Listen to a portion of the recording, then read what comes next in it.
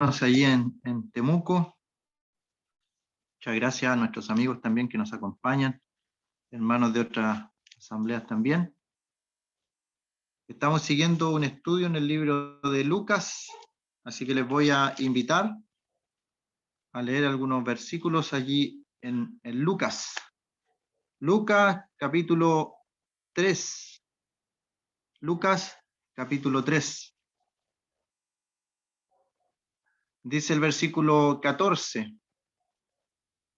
También le preguntaron unos soldados diciendo, ¿y nosotros qué haremos?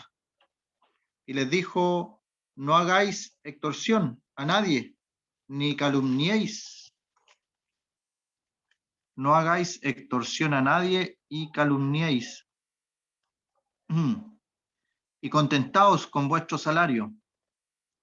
Como el pueblo estaba en expectativa, preguntándose todos en sus corazones si acaso Juan sería el Cristo, respondió Juan a todos y dijo, yo a la verdad os bautizo en agua, pero viene uno más poderoso que yo, de quien no soy digno de desatar la correa de su calzado. Él os bautizará en Espíritu Santo y fuego. Su aventador está en su mano y limpiará su era y recogerá el trigo en su granero y quemará la paja en fuego que nunca se apagará. Con estas y otras muchas exhortaciones anunciaba las buenas nuevas al pueblo. Entonces Herodes, el tetrarca, siendo reprendido por Juan a causa de Herodías, mujer de Felipe su hermano, y de todas las maldades que Herodes había hecho, sobre todas ellas añadió además esta, encerró a Juan en la cárcel. Hasta ahí, por el momento, la lectura de la palabra del Señor. Como se ha orado también, esperamos que el Señor añada su bendición a la presente reunión. El último versículo que vimos es un tema un poco conflictivo a veces, polémico, pues hay ciertas personas que hacen la pregunta, ¿usted ha sido bautizado en fuego? Preguntan, refiriéndose al bautismo del Espíritu Santo. Pero el creyente ha sido bautizado en el Espíritu Santo el mismo día de su conversión. Allá posicionalmente lo leímos en Hechos capítulo 2, en aquellos primeros hermanos cuando desciende el Espíritu Santo y hablan todos diferentes idiomas. Cada uno le entendía en hablar en su propio idioma, dejamos claro eso. Entonces ahí descendió el Espíritu Santo y fueron bautizados, y nosotros fuimos bautizados allí también. Y cada persona que se convierte al Señor Jesucristo recibe al instante de su conversión el Espíritu Santo como un sello que permanece, un sello indeleble, un sello que no se puede quitar, es permanente. Y para mayor claridad, dentro del mismo pasaje que está aquí, a veces no hay que ir muy lejos, está dando la misma idea. Dice, Él os bautizará en Espíritu Santo y fuego. Ahí tenemos dos opciones. Se bautiza en Espíritu Santo y se bautiza en fuego. Y mire lo que dice el versículo siguiente. Su aventador está en su mano y limpiará su era. Y aquí están nuevamente dos opciones. Y recogerá el trigo en su granero. Podemos pensar allí que es los que son bautizados con Espíritu Santo. Y luego dice, recogerá el trigo en su granero y quemará la paja en fuego que nunca se apagará. En el versículo siguiente a este versículo de Espíritu Santo y fuego, tenemos un ejemplo del mismo Señor, donde Juan el Bautista muestra y dice que algunos van a ser recogidos como el trigo se recoge en el granero y otros van a ser quemados como la paja se quema en el fuego que nunca se apagará. ¿Se entiende allí entonces la idea? Que el que viene tras Juan, va a bautizar en Espíritu Santo a todo aquel que cree, obviamente, así lo entendemos, y va a bautizar en fuego a los que rechazan el mensaje de salvación. Y en el versículo posterior da el ejemplo agrícola. Allí entonces dice, algunos los va a recoger como el trigo en su granero y quemará la paja en fuego que nunca se apagará. Y a pesar de que a veces para nosotros es tan simple estas cosas, hay gente que la da vueltas y vueltas, y algunos dicen, no, es que yo todavía no he sido bautizado en fuego, todavía yo no he hablado en lenguas. Una persona llegó a preguntarme si yo había hablado en lenguas, le dije que no, y me dijo, entonces tendría que ver cuál es el evangelio que está creyendo. ¿Acaso usted me está diciendo que no soy salvo? Le pregunté directamente para no andar con rodeos, y no se atrevió entonces a responder un sí o un no directamente, lo deja allí. Pero la escritura tiene que ser que tu sí sea sí, que tu no sea no. En el Nuevo Testamento, en el libro de los Hechos, vemos a Pablo, por ejemplo, cuando él se convierte al Señor, el Ananías que lo va a ver, dice, hermano Saulo le dice, y todavía Pablo no se había bautizado. Un ejemplo simple. Y luego Pedro, en Hechos capítulo 10, se convierte Cornelio, toda su casa con él, reciben el Espíritu Santo, hablan las maravillas de Dios, y Pedro dice, ¿puede alguno impedir el agua a estos que han recibido el Espíritu Santo como nosotros? Así que el bautismo en agua no tiene nada que ver ni con que la persona sea salvada, ni con que reciba el Espíritu Santo. Y acá vemos que este bautismo espiritual se realizó en Pentecostés, y de ahí en adelante cada creyente en el momento de su conversión recibe este bautismo en el Espíritu Santo. Lo que sucede, porque también hay que hacer esa aclaración, hay una frase que se llama la llenura del Espíritu Santo, y en eso estoy de acuerdo, Uno puede ver cómo hay hermanos que se preocupan más de su vida espiritual, y uno va viendo que están más llenos del Espíritu Santo. Y hay otros que se estancan, que no están estudiando, que no están leyendo, que no están orando, que no tienen una vida devocional con el Señor. Entonces podríamos, si fuera una medida, podríamos decir que hay hermanos que están más llenos del Espíritu Santo. Pero eso no tiene acepción de personas. Cualquier hermano, por muy joven que sea en la fe, puede aspirar a ser lleno del Espíritu Santo, a tener esta llenura del Espíritu Santo. Pero a veces pensamos que así como la salvación es automática, todo lo demás es automático y no hacemos nada. Es un error eso, es un error. Lo podemos comprobar cada uno de nosotros. Una vez un hermano dio un desafío, cuando éramos jóvenes, el desafío de leer un poco más de lo que estábamos leyendo en la juventud, de dedicar unos momentos a la meditación. Nada más, dijo, ¿quién lo hace hasta el día de hoy? ¿Quién lo está haciendo? Y yo por lo menos no lo hacía en mi juventud. Y fue un desafío que varios lo aceptamos. Yo obviamente cambiaba el día, cambiaba todo. Si uno dedica un poquito más del tiempo que le dedica al Señor, a su lectura, a su meditación y también a la oración. El pasaje, otras veces me ha pasado esto, que voy siguiendo la lectura, pero quedo con una palabra y me quedo allí pegado, pero como nadie nos apura, entonces la estudié y me gustaría hablar de esa palabra en el día de hoy. El versículo 18 dice, con estas y otras muchas exhortaciones anunciaba las buenas nuevas al pueblo. ¿Y cuál es la palabra allí? La exhortación. la exhortación.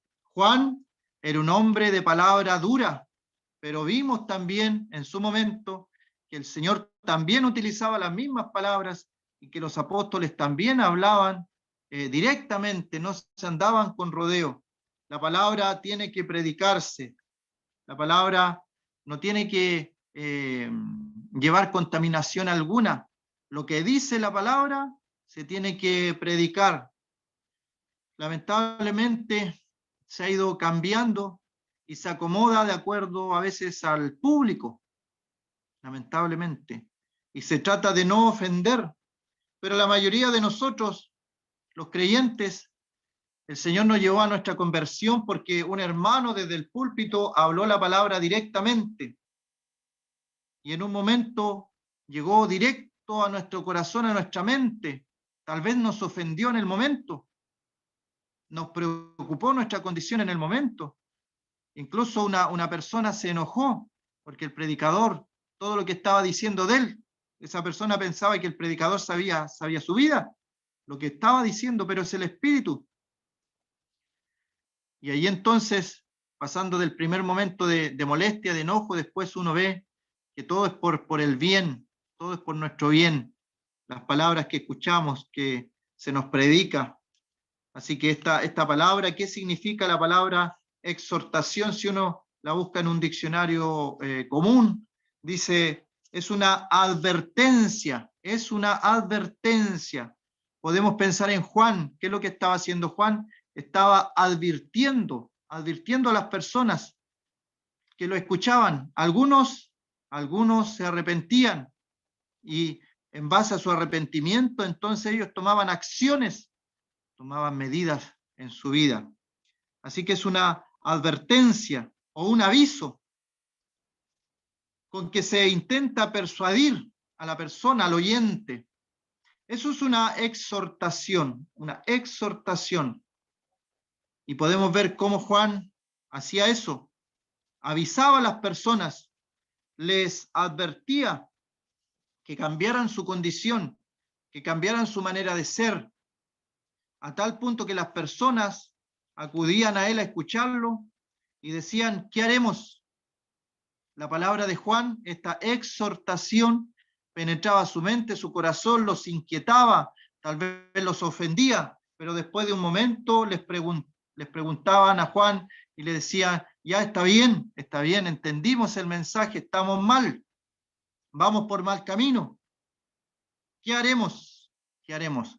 Así que esta advertencia, esta exhortación es un aviso con que se intenta persuadir a una persona y obviamente provoca un cambio. Aquí vemos grupos de personas que escucharon a Juan y que en su vida se provocaron cambios. Yo pregunto en este momento al oyente, a cada uno de los que estamos aquí, cuando hemos sido exhortados por la palabra, ¿ha provocado algún cambio en nuestra vida? ¿O dejamos la palabra pasar? Escuchamos, nos damos cuenta que en alguna área de nuestra vida estamos mal, pero seguimos adelante y no cambiamos. La idea de la exhortación es que la persona tenga un cambio, tome una decisión. Y la vida está llena de decisiones, hermano, hermana, y amigos también, porque la salvación del hombre es una decisión, que la persona acude al Señor, arrepentido, contrito, humillado. Hay una persona que me decía que estaba leyendo un libro, que si Dios lo escogió, entonces él no se iba a poder resistir a su llamado y lo iba a llamar. Pero esa persona, yo le dije, a usted Dios le ha hablado por medio de mí por lo menos 3 veces y usted no hace caso. Cuidado con la literatura. El hombre, sabemos que el hombre es pecador, sabemos que el hombre tiene que reconocer sus pecados, humillarse delante de la presencia del Señor. Dios lo salva. La Escritura está llena de pasajes que Dios nos ha escogido desde antes de la fundación del mundo. Eso es una verdad absoluta, la soberanía divina. Pero también hay pasajes que hablan de la responsabilidad humana. Dios le dijo a Noé que hiciera un arca y Noé tomó una decisión de hacer el arca. Dios no creó robots. Las personas decidían, y lo podemos comprobar en el caso de Sansón. En su soberana voluntad Dios dio a Sansón al pueblo de Israel. ¿Para qué? Para que matara a filisteos. Y al momento de su muerte, Sansón, recordemos que desobedeció al Señor, anduvo una vida disipada con mujeres extranjeras más encima, y luego en el final de su vida la gente se burlaba, se reía de él, y en el último momento él clamó a Dios y Dios le escuchó en su misericordia y le respondió, y dice que cuando él tumba las columnas de ahí del dios Dagón, dice que en su muerte Sansón mató más filisteos que en toda su vida. Entonces podemos preguntarnos, ¿cumplió el propósito soberano de Dios para el cual Dios lo había escogido? Lo concretó, lo hizo.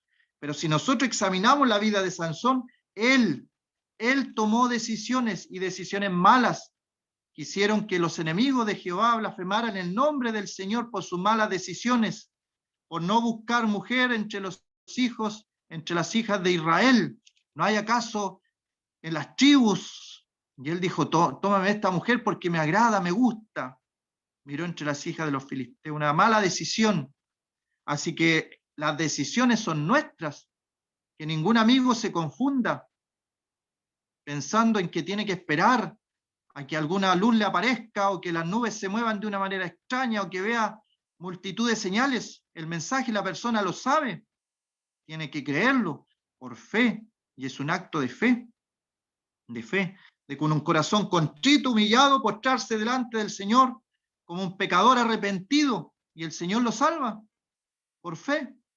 No hay que repetir oraciones, no hay que llenar un formulario.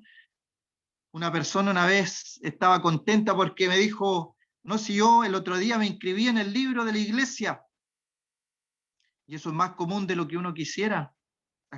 Congregaciones llamadas iglesias, algunas tienen un libro donde la gente se anota y ya anotándose en ese libro, entonces queda tranquila porque está anotada en el libro. Pero eso no lo vemos en la Escritura. Lo que tenemos que estar seguros es que al momento de creer en el Señor Jesucristo como Salvador, Él nos anota en un libro celestial, en el cielo, donde no se borra.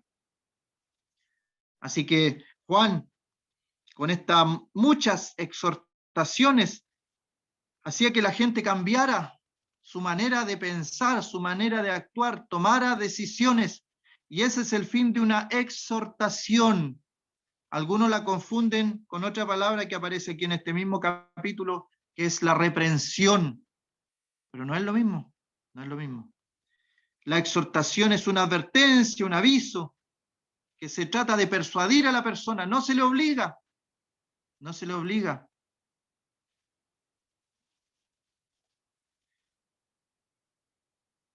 Decisiones que tomar. ¿Me quedo igual después de haber escuchado que estoy mal y que necesito cambiar? Esa es una decisión, me quedo igual. Y la otra, voy a cambiar, voy a tratar de cambiar, voy a pedirle ayuda al Señor para cambiar, pero hacer algo, no quedarse estático. Y en el día de hoy, en la actualidad, existe este mensaje de exhortación, o es un ejercicio que se ha perdido a través del tiempo. La verdad es que yo he notado, en mi percepción personal, obviamente, he notado que esto se ha ido perdiendo, porque las personas se ofenden con facilidad. Las personas que no son cristianas tienen estudios y ellos le llaman a esta generación, le llaman la generación de cristal, que se ofende por todo. No le pueden decir nada porque se ofenden. Me insultaste, me ofendiste.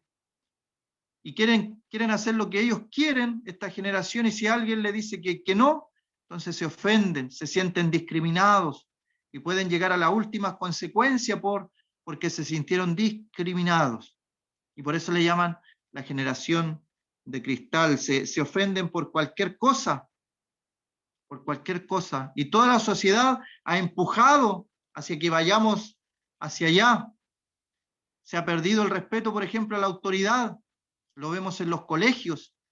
En la antigüedad, un profesor tenía la autoridad de corregir algún mal comportamiento, por ejemplo. Hoy día sería acusado de intolerante, incluso podría pagar con cárcel si pudiera corregir a algún alumno porque lo maltrató psicológicamente, diría un alumno.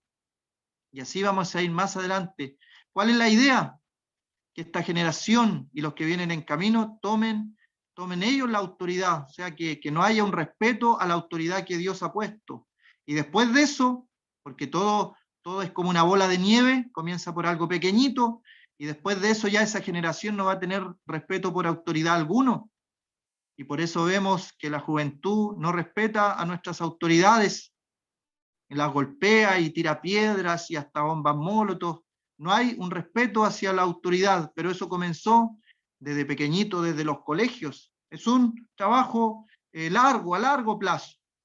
Satanás no está apurado, tiene tiempo, usa distintos medios para corromper esta sociedad.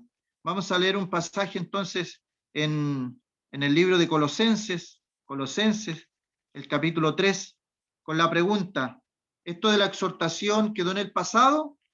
Bueno, para el mundo tal vez quedó en el pasado, que la gente no se atreve a corregir,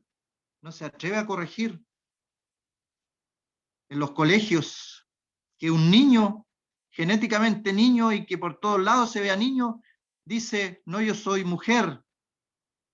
Y si alguien lo corrige, si alguien lo exhorta que eso no es así, es acusado de discriminador.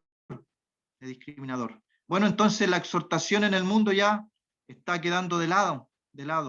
Pero en la iglesia, en el pueblo de Dios, podríamos pensar que, así como el mundo ha denominado la generación de cristal, podría haber hermanos de cristal que se ofenden por cualquier cosa.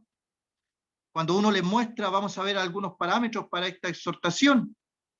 Colosenses capítulo 3, versículo 16, dice, la palabra de Cristo, Colosenses 3, 16, la palabra de Cristo more en abundancia en vosotros, enseñándoos y exhortándoos unos a otros en toda sabiduría, cantando con gracia en vuestros corazones al Señor, con salmos e himnos y cánticos espirituales. Y todo lo que hacéis, sea de palabra o de hecho, hacedlo todo en el nombre del Señor, Jesús, dando gracias a Dios Padre por medio de él. Ahí tenemos la exhortación bíblica. Primero, ¿qué es lo que tenemos que hacer para que nuestra exhortación a un hermano sea bíblica? Tenemos que estudiar la palabra, porque de ninguna otra forma vamos a tener lo que dice el versículo 16. La palabra de Cristo more en abundancia en vosotros. ¿De qué forma un hermano va a tener la palabra de Dios abundante en su mente, en su corazón, si no lee la palabra de Dios? ¿Cómo va a poder exhortar a otro hermano si no tiene idea de los versículos bíblicos que debe usar?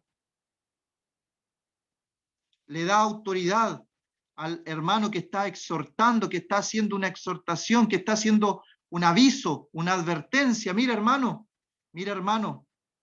qué preferible es que le diga lo que estoy leyendo este pasaje y he visto algo en ti. Mira lo que dice la Biblia. A ir y decirle a un hermano, mira, yo pienso que tú estás mal por esto y esto. ¿Cuál método es el bíblico? El texto bíblico.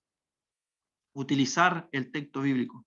Yo siempre recuerdo, creo que lo mencioné, un hermano que me invitó a conversar. No me dijo te voy a exhortar, te voy a reprender, me invitó a conversar aparte y comenzó a leerme pasajes bíblicos. Leamos en este pasaje, leamos en este otro. Cuando ya iba en el tercer versículo que habíamos leído, mi mente me mostró algo en mí que estaba equivocado, conforme a la Escritura. Y yo ahí me di cuenta y hice una pausa. Fue el Espíritu. Yo encuentro sabio lo que hizo el hermano. En vez de decirme, mira, yo pienso que tú estás haciendo esto mal, él fue pasaje por pasaje leyendo y yo le pregunté, ¿cuántos versículos más le quedaban? Le quedaban 2 versículos más. para mostrarme algo que él había visto que yo estaba haciendo, que podía ser un peligro. La exhortación debe ser con la palabra del Señor. Y si esa palabra la estudiamos, la leemos, obviamente va a morar en abundancia en nosotros. Y ahí vamos a poder enseñar y vamos a poder exhortar. Y el versículo 17 también nos dice que si vamos a hacer esto, tenemos que hacerlo. Dice, todo lo que hacéis, sea de palabra, la exhortación es una palabra, sea de palabra o de hecho, hacerlo todo en el nombre del Señor Jesús. Si vamos a hacer algo, tiene que ser en el nombre del Señor Jesús, utilizando la Biblia, utilizando la palabra, para entonces exhortar a un hermano. A veces nos va a tocar a nosotros exhortar, y a veces, la mayoría de las veces, ha tocado que me exhorten a mí, pero a uno cuando es joven a veces le molesta un poco que lo exhorten, pero cuando ya han pasado los años uno agradece por aquellos hermanos que van delante de nosotros y nos llamaron aparte para exhortarnos. Y también hermanas, atentas a la palabra, atentas a un mensaje, como Priscila y Aquila, que llamaron aparte a Apolos, y ahí también le indicaron de mejor forma lo que tenía que decir correctamente. Hay hermanas que están atentas al mensaje y después terminada una reunión, me llamaban y me decía, usted dijo esto y esto, y yo veo aquí otra cosa. Hay que examinarlo. Hermano, no hay que ser orgulloso porque nuestra naturaleza, ¿qué es lo que va a hacer en primer lugar? No, yo estoy todo lo correcto, yo dije todo bien. No, hay que el Señor nos dé humildad y ver, examinar. Y en realidad, la mayoría de las veces, las personas que me decían algo tenían razón, pero eso ayuda para que uno comprenda de mejor manera y va mejorando. Si todo es para mejor, dice, exhortaos unos a otros. No ser siempre nosotros los exhortadores, porque algunos son buenos para exhortar y ven en todos lados si quieren ir a exhortar a todos los hermanos, a todas las hermanas, ellos exhortar, yo estoy bien y todos los demás están mal. Pero aquí dice exhortados unos a otros. O sea, en algún momento me va a tocar que me exhorten a mí también, que estoy mal encaminado en algún área de mi vida espiritual. Y dice después, todo lo que hagáis sea de palabra, hacedlo todo en el nombre del Señor Jesús, dando gracias a Dios por medio de Él, por medio de nuestro Señor. Por todas estas cosas tenemos que dar gracias. El mundo no acepta esto, por eso explicaba que a veces cuando uno es orgulloso ante la exhortación, está actuando como el mundo. Si uno en un trabajo va y le dice a un colega, mira, esto que hiciste no está correcto, en mi trabajo no es académicamente correcto, la persona le choca, ¿y qué te crees tú que me vienes a corregir? ¿Podemos llevar eso a la iglesia y decirle a un hermano, ¿y por qué me corriges tú? ¿Quién eres tú para corregirme? ¿Qué nos invita a la Escritura? Que seamos exhortados, cada uno, unos a otros, en amor, poniéndose uno en el lugar del hermano que va a exhortar, pero la exhortación debe hacerse. Hebreos, el libro de Hebreos, el capítulo 3, Hebreos, capítulo 3. Ya hemos visto entonces, podemos advertir a un hermano, yo estoy viendo que tú vas por mal camino. ¿Sabe qué cuesta? Cuesta, por experiencia yo lo digo, cuesta ir a decirle a un hermano, estoy viendo que tú vas por mal camino. Incluso a veces uno dice, después que exhorta, dice, ¿para qué le dije al hermano? ¿Para qué le dije a la hermana? Hay personas que se han enojado, pero gracias al Señor, las veces que el Señor ha hecho esto, hay hermanos que después de un tiempo de su enojo inicial, después vuelven y agradecen lo que usted me dijo, hermano, era correcto, estaba bien. En el momento no lo tomé bien, pero sí estaba bien. Estar seguros de que el Espíritu Santo es el que nos está motivando a hacer la exhortación, no por nuestra propia gana, como decía, hay hermanos que quieren exhortar a medio mundo, solamente por su propio espíritu, por su propia carnalidad a veces. Hebreos 3, versículo 13, también ahí hay una exhortación. El verso 13 dice, antes exhortaos los unos a los otros nuevamente. No es de unos siempre, es de unos a otros. Antes exhortaos los unos a los otros cada día. O sea que es algo habitual. Es algo habitual, hermano.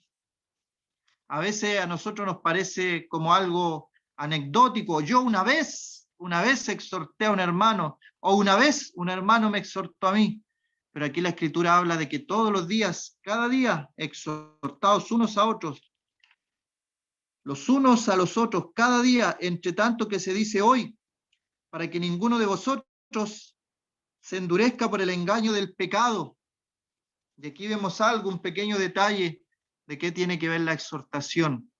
Si hay un hermano que se está yendo por un camino y que nosotros que estamos o llevamos un poquito más de años o estamos espiritualmente un poco más avanzado, una visión espiritual, y vemos que el hermano está yendo por un mal camino, tiene que ver con un pecado, puede caer en un pecado, ¿nos vamos a quedar tranquilos? ¿Sabe cuál es el peligro de no exhortar? Que ese hermano, entre más avanza, su corazón se va a endurecer por el engaño del pecado. Y el pecado endurece, hermano, hermana. Así que cuidado. Luego, si avanzamos mucho en lo malo, cuando venga un hermano a exhortarnos, no vamos a querer escuchar nada, porque estamos con el corazón endurecido por el engaño del pecado, dice allí, por el engaño del pecado, porque Satanás es astuto, es más astuto, dice Génesis 3, que todos los animales del huerto, era más astuto. Engañó a Eva, le mintió, porque es padre de mentira.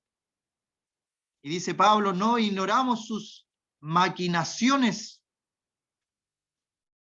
Al diablo le gusta que los creyentes anden de caída en caída, que no den testimonio del Señor, que no tengan una vida fructífera. Le encanta eso al enemigo de las almas.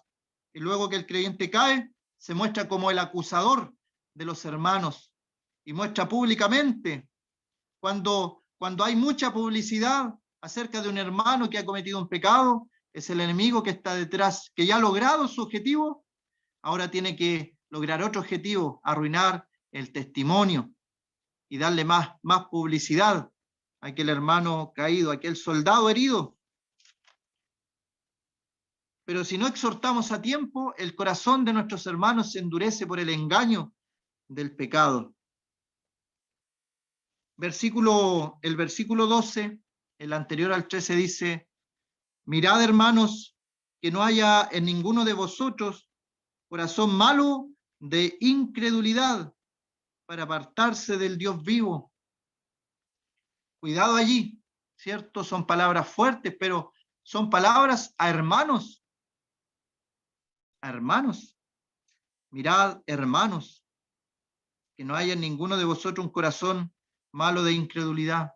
Porque la incredulidad pone el corazón, como dice aquí, corazón malo. Un creyente, un hijo de Dios, que ha sido lavado por la sangre del Señor, puede tener en algún momento incredulidad. Cuando el Señor va subiendo al cielo, va ascendiendo y se reúne con sus discípulos, dice, le adoraron, pero algunos dudaban, Que no haya un corazón de incredulidad en nosotros, que cuando veamos a algún hermano que está pasando por algún momento difícil y entra la incredulidad, que no tengamos miedo de exhortar tampoco. Porque esta incredulidad puede acarrear consecuencias también. Dejar de creer que el Señor puede hacer proezas, maravillas, cosas grandes en nuestras vidas. Y ante nuestra necesidad, buscar ayuda en cualquier otra cosa que no sea Dios, como el pueblo de Israel. Pedía ayuda a Egipto, pedía ayuda a otros dioses que no eran Dios. Y Dios estaba ahí mismo, el Dios de Israel. Incluso le enrostra a Dios que miraran las naciones vecinas, que estas naciones vecinas adoraban a dioses paganos que no eran Dios, pero eran fieles a esos ídolos.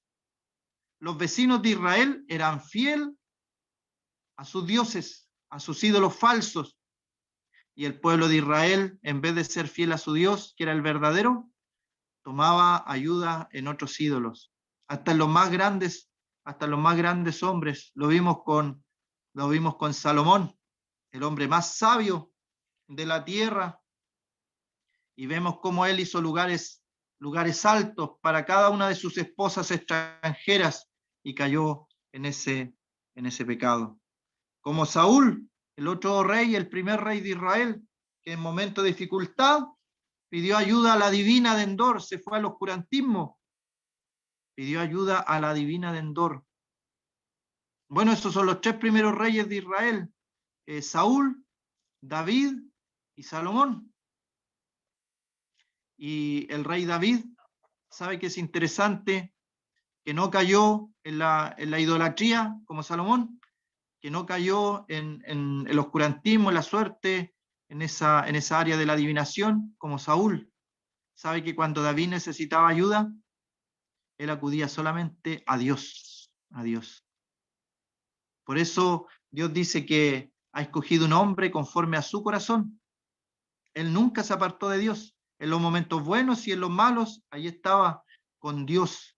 Y a pesar de todo el amor, el cariño que Dios demostró hacia él, no escondió lo tocante a Urías Eteo. Ahí estaba, lo mencionó. Dios, la palabra de Dios no escondió esa parte en la vida de David.